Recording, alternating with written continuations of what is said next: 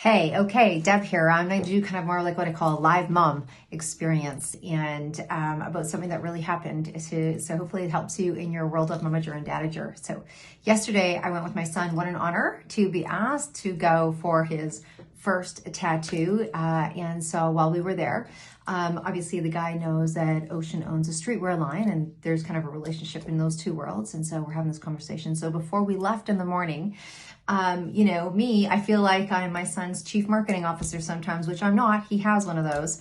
But I'm grabbing business cards and stickers and keychains because that's a lot of the merchandise that he gives away to people. And I'm like, hey, I grabbed some merch. And he's like, oh, okay, great, thanks, great. So no problem, that's all good. And then when we get there, I'm like, okay, hey, do you want to give him the merch? And he's like, oh, no, it's okay, you do it, And sometimes, I could have bantered back and said, no, this is your company, you should do it.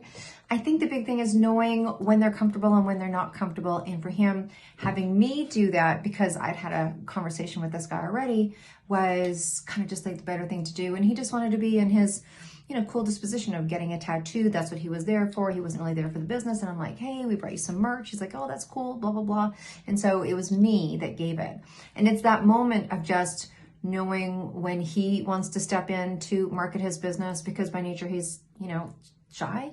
And then when he wants me to lean in, and it's just watching those cues. So that was a live experience that we had yesterday. So I was like, okay, I could say it's your business, you market it, but it was like just watching the temperature in the room and watching the temperature of him. So I was like, yeah. So I gave the gifts to the tattoo artist, and it's actually turned out to be pretty cool, because when the tattoo artist did some stuff on his Instagram, he was like, oh yeah, here's this guy, da da da da. He's like, and he's got a cool mom. So there you go. Turned out to be a cool moment for everybody.